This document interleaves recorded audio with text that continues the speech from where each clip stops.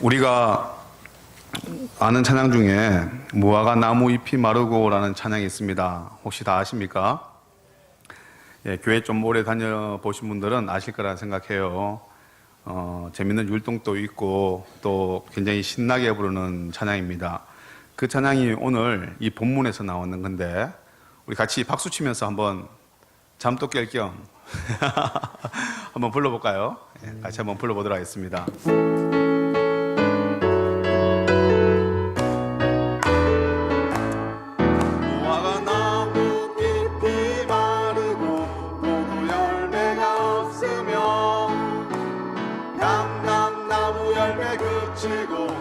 식물이 없어도 우리의 양떼가 없으며 외양간 송아지 없어도 난 여호와로 즐거워하리 난 여호와로 즐거워하리 구원의 하나님을 인해 기뻐하리라.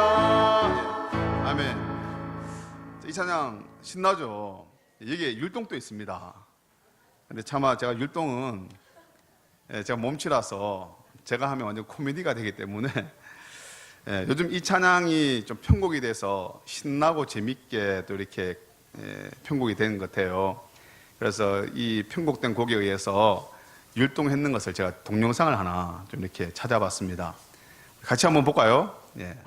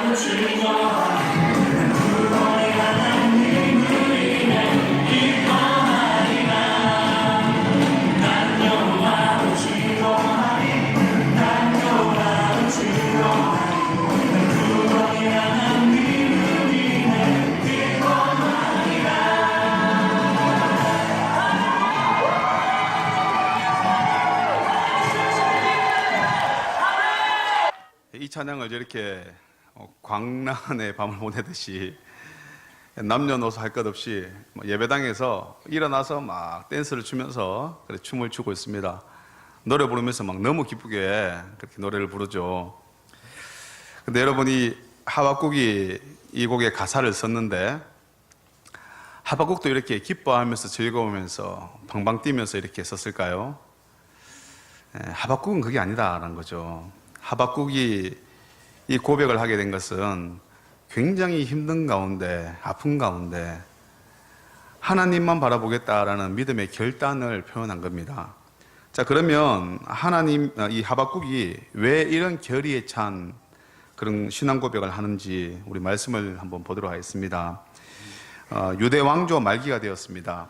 유대 왕조 말기가 되니까 이 하나님의 백성이 유대인들 사이에서 율법이 해이해지고 악인이 흥하는 시대가 되었어요. 악이 이기는 시대가 되었다라는 거죠. 신앙생활을 하다 보니까 믿음을 지키면서 살아가는 사람들이 늘 손해보고 당하는 그런 세상이 지금 유대 말기가 되었습니다. 이에 하박국이 하나님께 따지듯이 묻습니다. 왜 하나님이 의인이 악인에게 핍박받고 당하는 것을 그냥 보고 계십니까? 정말 유대가 하나님이 다스리는 땅 맞습니까? 하면서 이렇게 하나님 앞에 따지듯이 묻죠. 이 하박국에 대한 하나님의 대답은 내가 바벨론을 일으켜서 유대 땅에 있는 악을 심판하겠다라는 거였어요. 그런데 이 하박국은 하나님의 이 응답에 수긍하지 못합니다. 바벨론은 사실 유대보다 더 악한 민족이거든요. 아무리 유다가 악하다 할지라도 바벨론보다는 100배, 1000배 선하고 의롭습니다. 그런데 하나님은 이 세상에서 당시에 가장 극악무도한 이 바벨론을 들어서 바벨론보다는 선한 유대를 심판하시겠다라고 말씀하시니까 이 하박국이 이해가 안 되는 거죠. 그래서 하박국이 하나님께 항의하듯이 성루에 올라서 하나님께 막 따지기 시작합니다. 하나님 어떻게 그럴 수 있습니까? 내가 알고 있기로는 하나님의 눈은 정결하시고 하나님은 차마 악을 보지 못한다고 하셨는데 하나님 어떻게 그럴 수가 있습니까? 악인이 자기보다 의로운 사람을 삼킨다는 게 말이 됩니까? 악할수록 하나님이 들어서 더 크게 사용하시고 힘있게 하신다니까 이게 말이 됩니까? 하나님 정말 의롭고 선하신 분이 맞습니까? 하면서 하나님 앞에 따지는 거예요. 이렇게 따지니까 하나님이 하박국에게 이렇게 대답을 합니다. 내가 바벨론도 심판할 거야. 이렇게 말씀하시면서 하나님이 환상을 하박국에게 보여주십니다. 근데 하박국이 본 환상은 실로 엄청난 거였어요. 먼저 하나님이 바벨론을 심판하러 이 땅에 임재하시는데 그 임재하시는 모습이 얼마나 엄청나고 웅장하신지 하박국이 감당할 수 없을 정도로 두려워하는 겁니다. 일단 주님이 오시기 전에 온 세상에 역병이 도는 거예요. 그래서 사람들이 막 죽어나갑니다. 그리고 하나님의 임재가 이 땅에 임해서 하나님이 산 위에 딱 서시니까 산이 막 무너지고 땅이 지진이 일어나고 화산이 폭발하고 온 천지 만물이 막 난리가 나는 거예요. 거기다가 주님 오실 때에 하늘에서 광명이 비치고 하나님에게서 광선이 막 비치고 나니까 이때까지 살면서 이런 광경은 본 적이 없거든요. 그러니까 이게 진짜 세상에 종말이 왔구나 할 정도로 하박국에게 엄청난 두려움이 들어간 겁니다. 그런데 하나님의 임재도 이렇게 두려운데 하나님의 임재 이후에 하나님이 이제 이 땅을 심판하시는 그 모습을 본 하박국은 더 두려워 떨었다라고 합니다. 하나님이 이 세상의 악한 자를 심판하시는데 전장에 나선 장수가 몰아치는 것처럼 무섭게 막 몰아치시면서 하나님이 심판을 하시는 거예요. 또한 바벨론만 심판하는 것이 아니라 온 세상에 있는 악을 전부 다 심판하시는 겁니다. 하박국이 하나님께 기도하며 원한 건 이게 아니거든요. 하박국은 단지 유대 땅에 있는 악인 몇 명, 그들이 이렇게 흥하면 안 된다는 것, 자기의 생각과 자기의 기준으로 하나님이 다스리는 땅에 어떻게 이 악인이 더 흥할 수 있느냐, 의인이 핍박받느냐. 그러니까 하나님, 저 악인 몇 명 저거 하나님께 좀 처치해 주세요. 좀 징벌하셔야죠. 이걸 기도했는데 하나님이 보여주시는 것은 악인 몇 명이 아니라 오셔서 온 세상을 다 심판하신다는 거예요. 그러니까 하박국이 그걸 보고 난 이후에 감당을 못하는 거죠. 자기가 원한 게 이게 아닌데 이러한 하나님의 계획을 환상으로 본 하박국의 심정과 태도가 어떠했을까요? 그게 바로 이제 오늘 본문 말씀입니다. 자, 오늘 본문에 우리 16절 말씀을 같이 한번 읽을까요? 시작. 내가 들었으므로 내 창자가 흔들렸고 그 목소리로 말미암아 내 입술이 떨렸도다. 예, 하박국이 지금 창자가 흔들리고 입술이 떨리고 뼈가 썩는 것 같은 통증이 막 몸에 느껴지는 겁니다. 하박국은 하나님이 이 땅을 심판하실 날이 곧 다가옴을 알고서 몸이 아플 정도로 두려워 떨었습니다. 그러면서 하박국은 그 환난의 날을 그냥 기다려요. 여호와께서 심판하실 날을 그냥 기다리는 겁니다. 하나님이 보여주신 심판의 날은 피할 수 없기 때문에 기다려야만 했습니다. 그럼 이 환난 날에 유다인은 어떤 일이 일어날까요? 하나님이 심판하셨을 때에 유다인은 어떤 일이 일어났을까? 그게 오늘 17절 말씀입니다. 조금 전에 우리가 불렀던 노래의 가사인데요, 같이 한번 말씀을 읽도록 하겠습니다.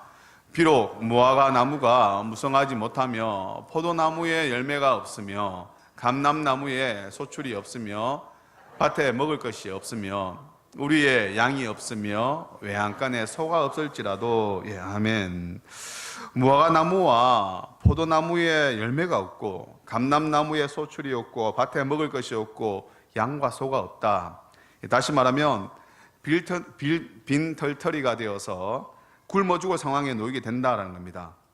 이런 상황은 바벨론이 유다를 침공해서 유다에 있는 모든 것을 다 약탈해 갔기 때문에 유다 백성들이 가지고 있는 것이 아무것도 없다라는 겁니다. 그래서 당장 지금 먹을 끼니도 걱정할 판이 되었다라는 거죠. 우리나라도 이 유다와 같은 이 비슷한 상황에 처한 적이 있습니다. 바로 36년간의 일제치하가 그렇죠.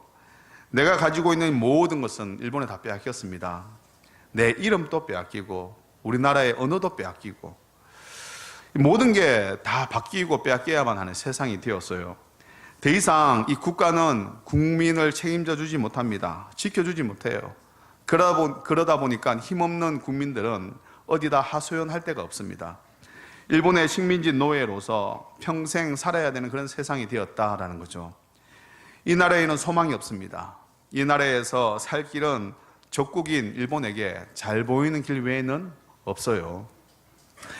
이건 내 의사와는 상관없습니다. 내가 잘못한 것도 아니에요. 그런데 억울하게 힘들고 죽고 싶은 상황이 되었다라는 거죠. 가진 것이 아무것도 없고 더 이상 앞이 보이지 아니하는 상황, 앞을 보면 더 참담하고 갈수록 미래가 암울해지는 상황, 그 상황이 바로 하박국이 처해 있는 상황이었고 예전에 우리의 믿음의 선조들이 처해진 상황이었습니다. 모두가 삶의 소망을 잃어버린 그런 상황에 닥칠 때에 우리 그리스도인들은 어떻게 반응해야 할까요? 하박국 선지자는 어떻게 반응했을까요? 하박국 선지자의 반응을 통해서 우리 그리스도인들은 이런 상황에서 어떻게 반응해야 되는지 우리 말씀 속에서 찾아냈으면 좋겠습니다. 우리 18절 말씀을 같이 한번 읽을까요? 읽겠습니다. 나는 여호와로 말미암아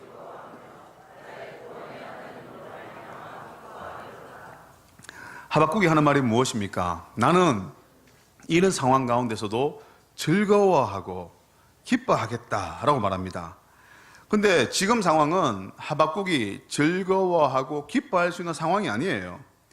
지금 하박국이 이 노래를 부르는 시점은 유대의 이 말기에 정세가 바벨론이 곧 유다를 쳐들어오기 그 직전인 상황입니다.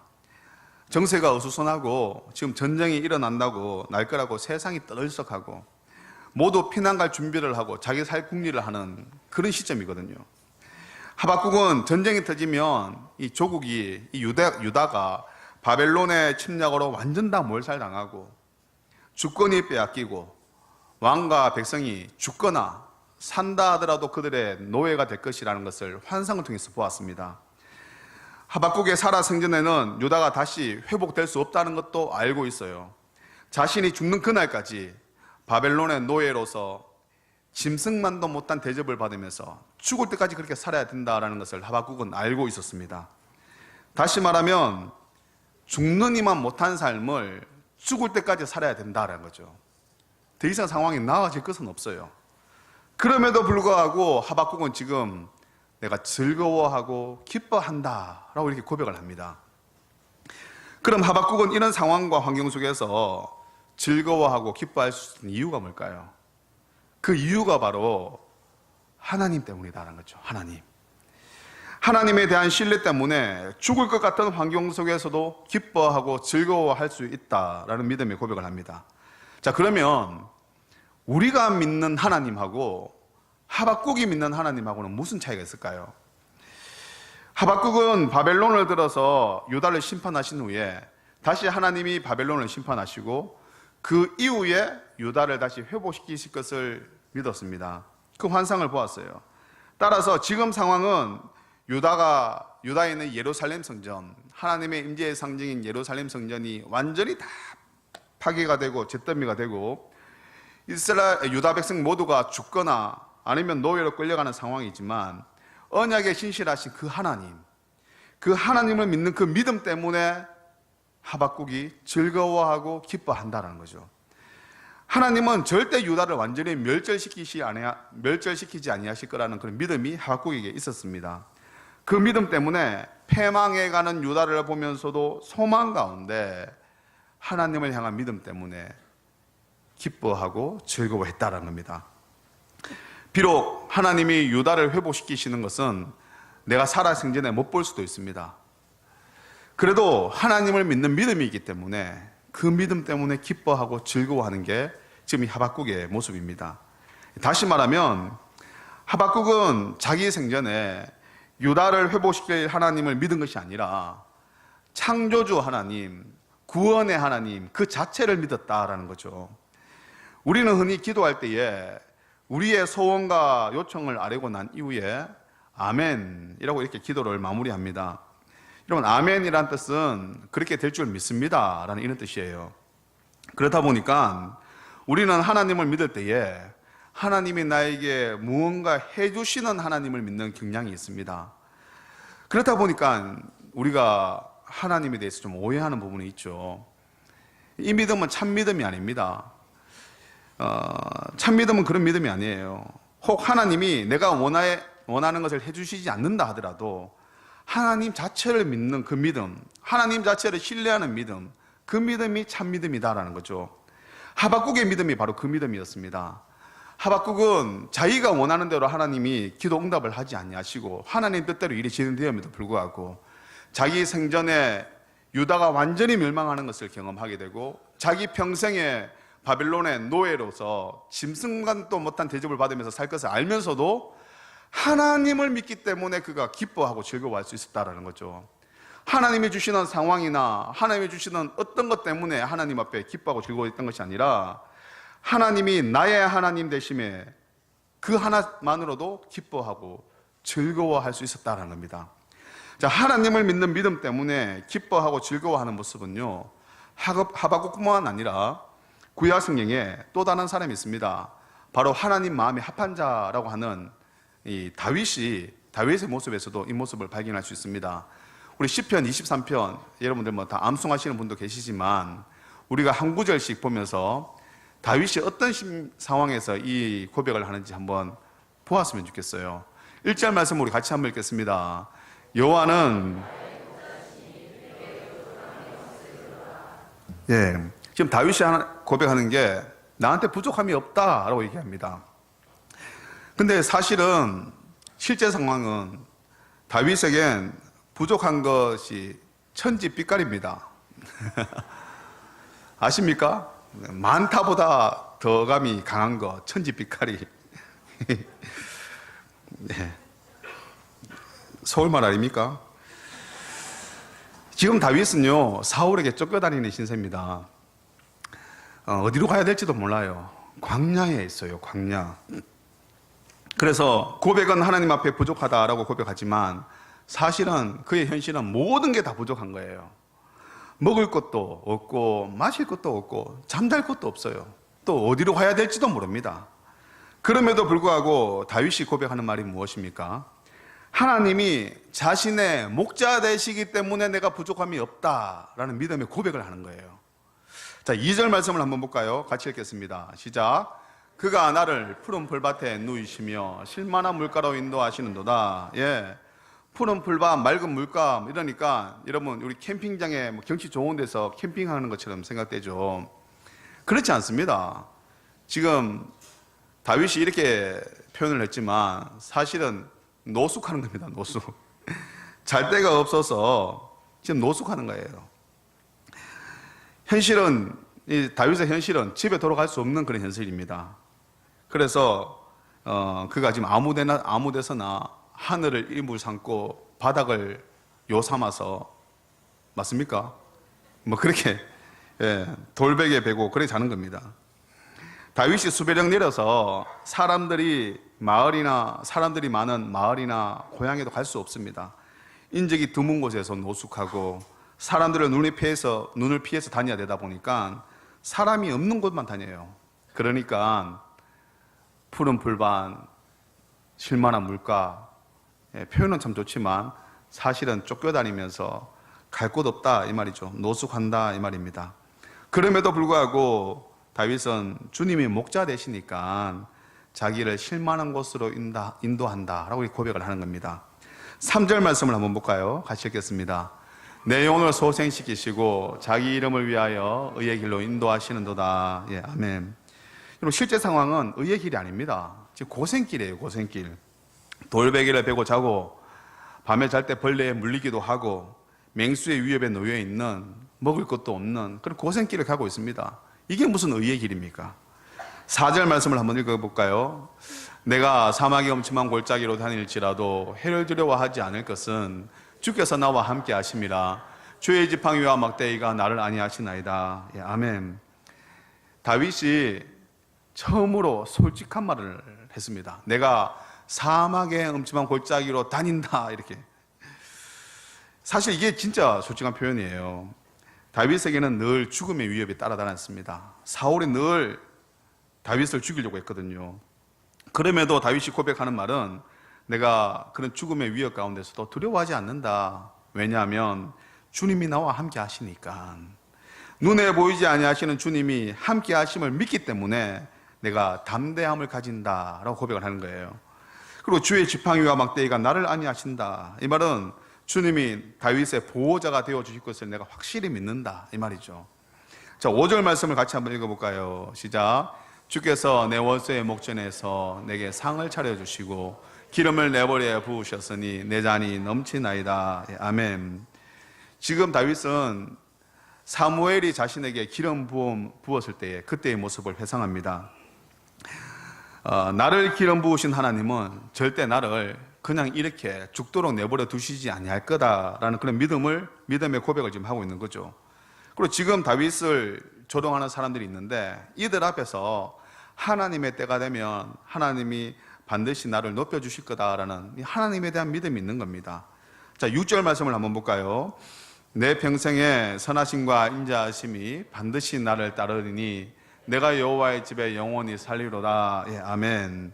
자, 여기서 지금 다윗이 반드시라는 단어를 넣었어요. 반드시. 이 말에 우리가 좀 어감이 좀 색다른데 그냥 내 평생에 선하심과 인자하심이 나를 따르리니 내가 여호와의 집에 영원히 살리로다 이렇게 고백할 수도 있지만 반드시 나를 따른대요. 이게 무슨 말입니까? 지금은 따를 수도 있고 안 따를 수도 있는데 내가 믿음의 고백을 한다는 거죠. 하나님 앞에서 반드시 하나님이 나와 함께 하실 거야. 반드시 주의 인자하심과 선하심이 나와 함께 하실 거야 하면서 자기 스스로 자기에게 응원을 하는 겁니다. 응원. 그 주님을 믿기 때문에 내 평생에 주님과 함께 하겠다라는 이런 결단을 하는 거예요. 다시 말하면 다윗의 상황은 사실 모든 게 다 부족한 상황입니다. 먹는 것도 부족하고 마시는 것도 부족하고 잠자는 것도 안전함도 보장되지 아니했습니다. 그럼에도 불구하고 다윗은 하나님을 향한 신뢰의 고백을 합니다. 그리고 주님 때문에 내가 부족함이 없습니다 라고 고백을 한다는 거죠. 모든 게 다 부족한데 주님이 나와 함께 하시니까 나에게 더 이상 부족함이 없습니다. 이 기도를 지금 다윗이 하는 겁니다. 여러분, 이렇게 시편 23편은요 처절한 상황 가운데서 모든 것이 다 부족하고 힘든 상황 가운데서 주님을 절대적으로 신뢰하면서 오는 평안함과 기쁨을 지금 다윗이 누리고 있습니다. 이 평안함과 기쁨은 세상이 줄 수 있는 게 아닙니다. 환경이 줄 수 있는 게 아니에요. 오로지 하나님으로부터 하늘로부터 내려오는 평안함과 기쁨입니다. 이런 모습은 비록 다윗뿐만 아니라 신학시대에도 이런 기쁨을 누렸던 사람이 있습니다. 그 대표적인 인물이 바로 이 바울이죠. 바울이 쓴 서신서 중에 빌립보서라는 서신이 있습니다. 이 빌립보서는 또 다르게 불리기를 기쁨의 서신이라고 불려요. 그 이유가 이 빌립보서가 한 4장 정도 있는데 4장 안에 기쁨이란 단어가 16번이나 반복되거든요. 그리고 이 빌립보 교인들을 향해서 너희가 항상 기뻐해라 라고 이렇게 명령형으로 내가 기뻐할 것을 요구하고 있습니다. 그런데 이 빌립보 교인들에게 기뻐하라라고 글을 쓰고 있는 이 바울의 상황이 어떠냐면 지금 바울이 로마 감옥에 갇혀 있는 한낱 죄수에 불과하다라는 거죠. 감옥에 있는 한낱 죄수가 밖에서 자유함을 누리고 있는 자유자에게 너희가 기뻐해라 라고 이렇게 권면하고 있다는 겁니다. 상황이 참 웃기는 상황이죠. 그럼에도 불구하고 다윗은 자유자인 빌립보 교인들에게 기뻐해라라고 합니다. 자, 그러면 이 바울이 이 빌립보 교인들에게 너희가 기뻐하라라고 말할 수 있었던 그 근원이 뭘까요? 바울은 어떤 이유에서 너희 보고 자기 상황이 안 좋음에도 불구하고 더 나은 사람들 향해서 기뻐해라라고 말할 수 있었을까요? 자, 그 근거는 빌립보서 4장 11절에서 13절 말씀에서 보면 알 수 있습니다. 우리 말씀을 같이 한번 읽을까요? 내가 궁핍함으로 말하는 것이 아니니라.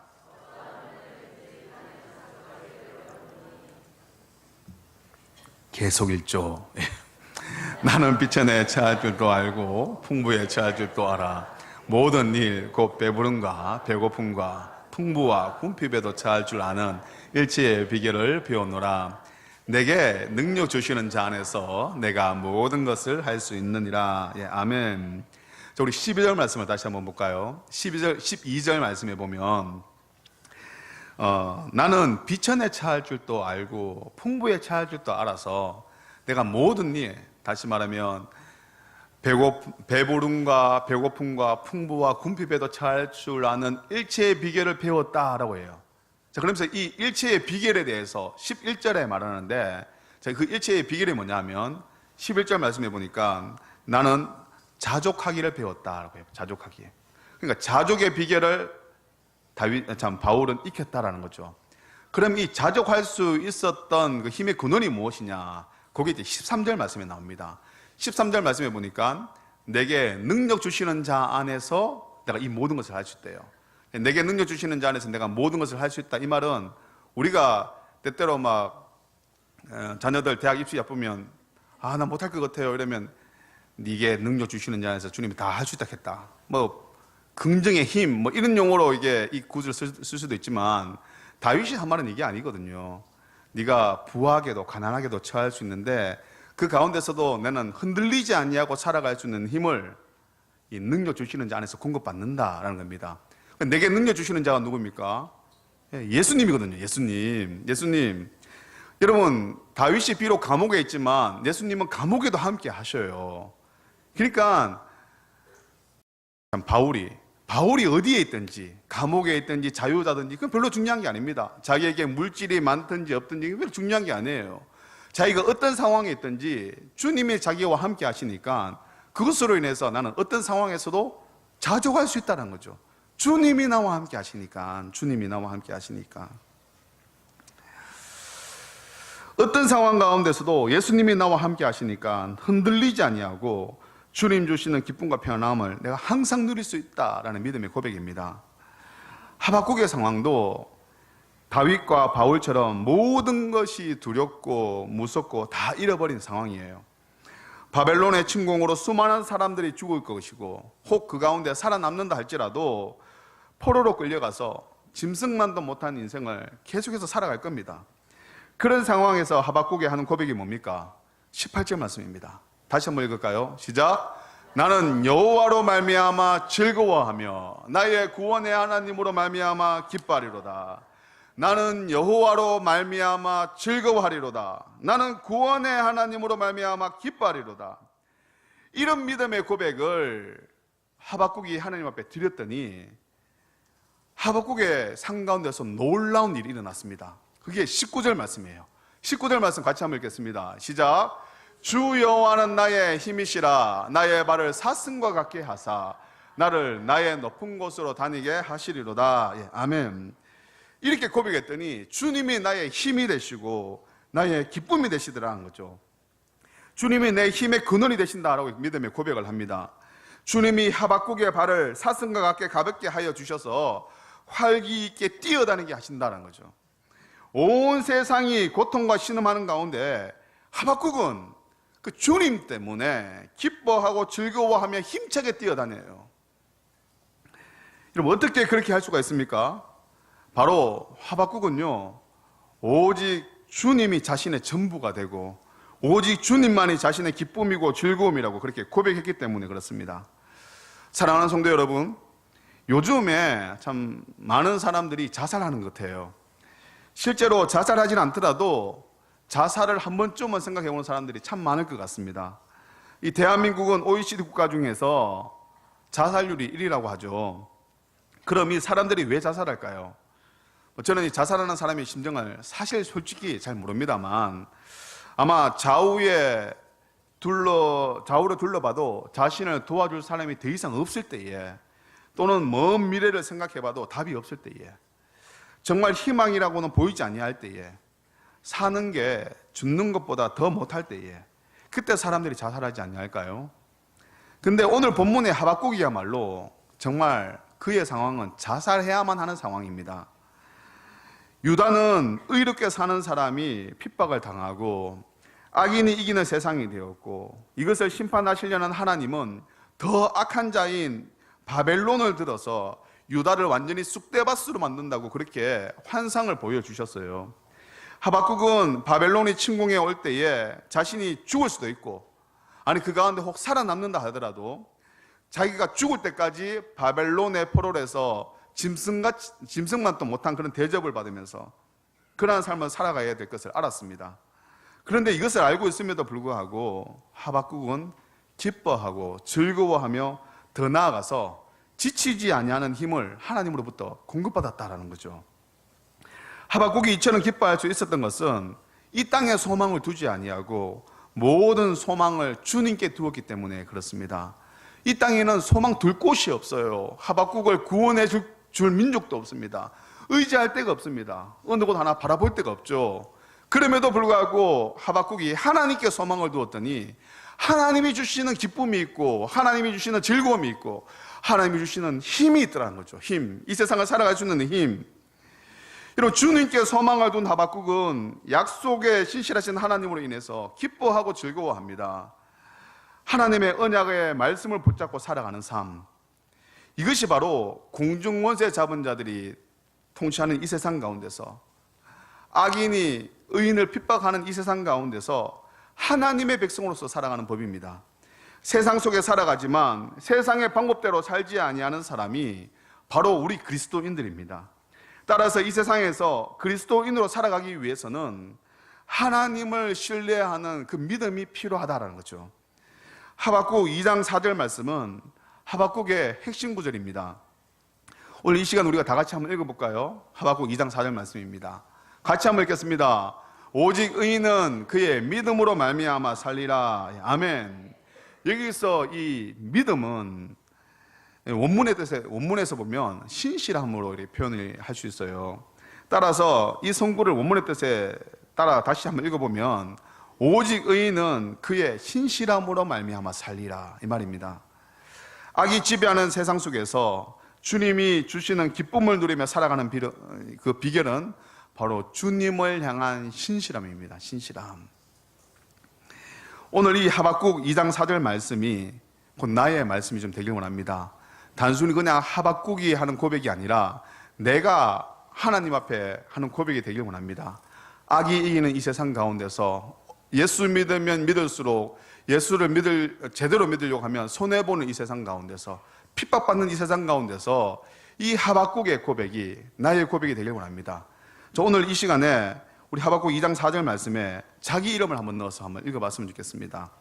오직 태훈이는 태훈이의 믿음으로 말미암아 살리라. 자기 이름을 넣어서 한번 읽습니다. 시작. 오직 태훈이는 태훈이의 믿음으로 말미암아 살리라. 예, 아멘. 자, 이 믿음이 뭐라고 했습니까? 주님을 향한 신실함이라고 했습니다. 다시 한번 우리가 하나님 앞에 고백할 때에 오직 태훈이는 주를 향한 신실함으로 말미암아 살리라. 이 고백을 지금 우리 하나님 앞에 다시 한번 하도록 하겠습니다. 시작. 오직 태훈이는 주를 향한 신실함으로 말미암아 살리라. 한 번 더 할까요? 오직 태훈이는 주를 향한 신실함으로 말미암아 살리라. 예, 아멘. 오늘 우리가 한 고백처럼 세상이 주는 것이 아니라 주님 한 분을 향한 믿음 때문에 기뻐하고 즐거워할 수 있는 그런 저와 여러분들이 되시기를 예수님의 이름으로 축원합니다. 아멘. 이 시간 우리 같이 한번 찬양할 텐데 여러분 이 찬양의 가사에 우리의 마음을 담고 우리의 믿음을 담았으면 좋겠습니다.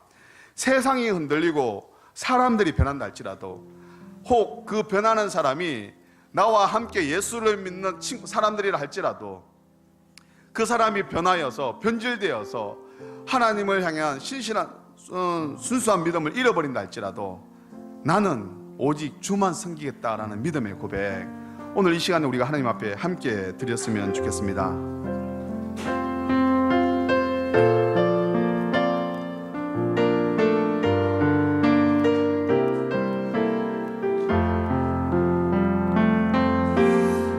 세상은 들리고 사람들은 변하여도 나는 주를 섬기리.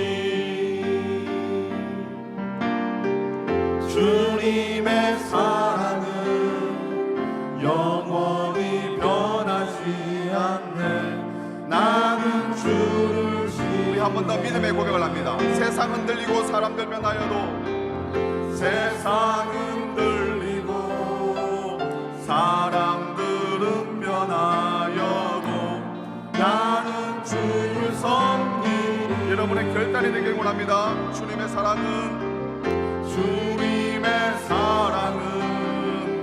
영원히 변하지 않네. 나는 주를 신뢰해. 고백합니다. 오직 믿음으로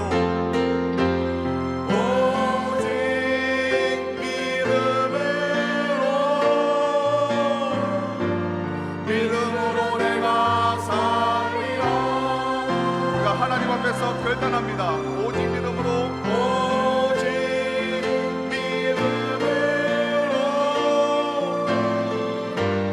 믿음으로 내가 살리라. 믿음은 들리고 사람들 주를 떠나도 믿음은 들리고 사람들 주를 나는 주를 섬기리. 나는 주를 섬기리. 주님의 나라는 영원히 쇠하지 않는 주님의 나라는 영원히 쇠하지 나는 주를 신뢰해.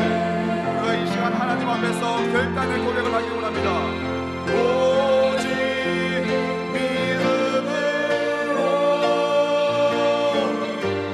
믿음으로 내가 살리라. 한 번 더 고백합니다. 오직